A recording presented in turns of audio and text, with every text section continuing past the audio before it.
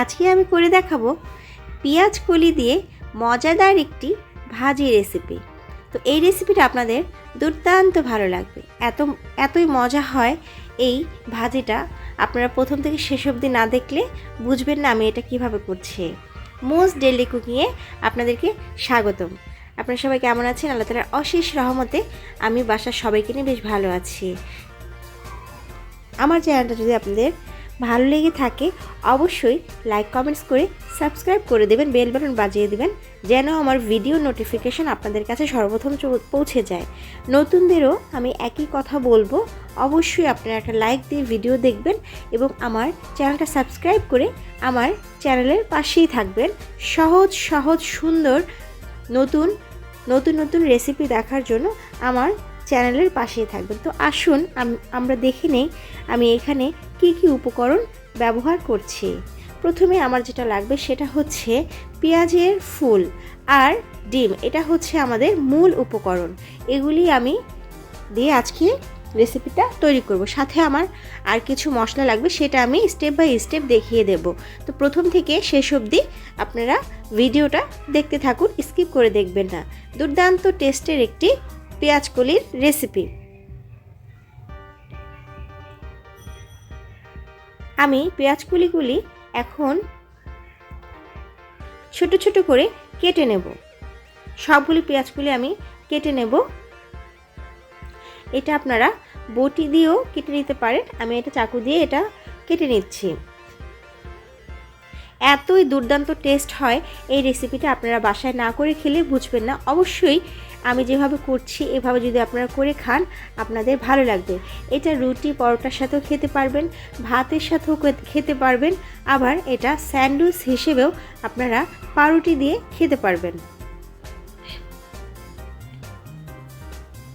হয়ে গেছে আমার কেটে নেওয়া। এখন আমি একটি প্যান বসিয়ে দেব। চুলায় আমি একটি প্যান বসিয়ে দিয়েছি। চুলার আঁচটা আমি এই পর্যায়ে মিডিয়াম হিটে রেখেছি। এখন দিয়ে দিব পরিমাণ মতো একটু তেল। এখানে বেশি পরিমাণ তেল দেওয়ার দরকার নেই, সামান্য পরিমাণ দিলেই হয়। এখানে আমি কোনো পেঁয়াজ ব্যবহার করব না। এটা একটা টিপস, আমি স্টেপ বাই স্টেপ আপনাদেরকে কিছু টিপস দেব এই ভাজিটা অত্যন্ত মজাদার হওয়ার জন্য। আমি এখানে কাঁচামরিচ দিয়ে দিয়েছি। কাঁচামরিচটা একটু সাইড করে রেখে আমি এখন এখানে ডিম ফেটে দেব। ডিমটা দিয়ে দেব। ডিমটা আমি একেবারে ভেঙে দেব না, এটা আমি আস্তে আস্তে নেড়ে নেড়ে দেব। স্বাদ মতো লবণ দিয়ে দিয়েছি।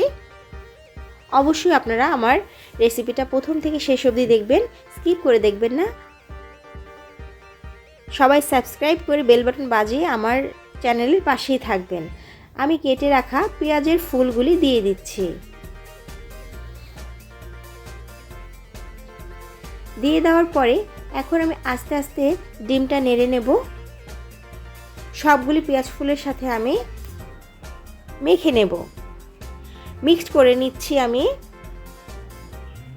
ডিমটা। আপনারা অবশ্যই এই শীতের দিনে পেঁয়াজের ফুল থাকতে থাকতে আপনারা এই রেসিপিটা করে খাবেন, আপনাদের ভালো লাগবে। অত্যন্ত মজাদার একটি রেসিপি এটা।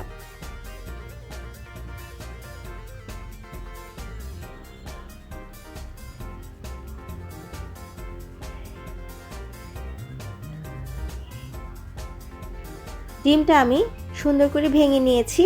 এখানে আমি কোনো হলুদ ইউজ করব না। এটা হলুদটা দিলে আমার মনে হয় এটার কালারটা অন্যরকম হয়ে যায়, চেঞ্জ হয়ে যায়। তো আমি এখানে কোনো হলুদ, মরিচ, শুকনা মরিচ কোনো কিছুই আমি এখানে ইউজ করছি না। আমি এখানে একটু টমেটো কিউব করে রেখেছিলাম, সেটা দিয়ে দিয়েছি। এখন আমি এটা হালকা করে একটু সিদ্ধ করে নেব। এটা বেশিক্ষণ চুলায় রাখারও সেরকম প্রয়োজন নেই। এটা আপনার 5-6 মিনিটের মধ্যেই আমার এই ভাজিটা রেডি করা হয়ে যায়। আপনারা অবশ্যই বাসায় এটা ট্রাই করবেন, আপনাদের ভালো লাগবে।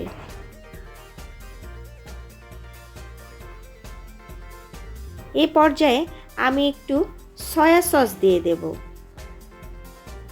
1 চামচের মতো আমি সয়া সস দিয়ে দিয়েছি একটু স্বাদটা বাড়ানোর জন্য।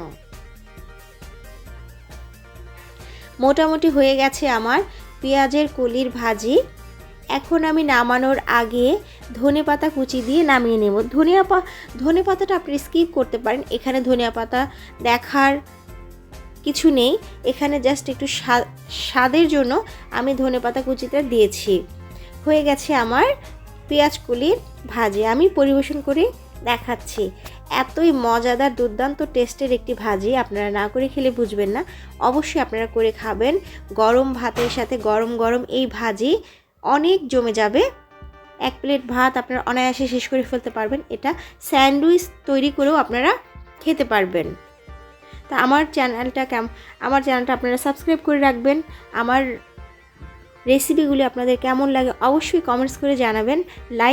একটা লাইক দিয়ে আপনারা ভিডিও দেখবেন, সাবস্ক্রাইব করে দেবেন, বেল বাটন বাজিয়ে রাখবেন যেন আমার ভিডিও নোটিফিকেশান আপনাদের কাছে সর্বপ্রথম পৌঁছে যায়। তো কথা হবে নতুন কোনো রেসিপি নিয়ে, আমি আবার আসবো। এ পর্যন্ত আল্লাহ তাআলা আপনাদের ভালো রাখুক, সুস্থ থাকেন আপনারা। আল্লাহ হাফেজ।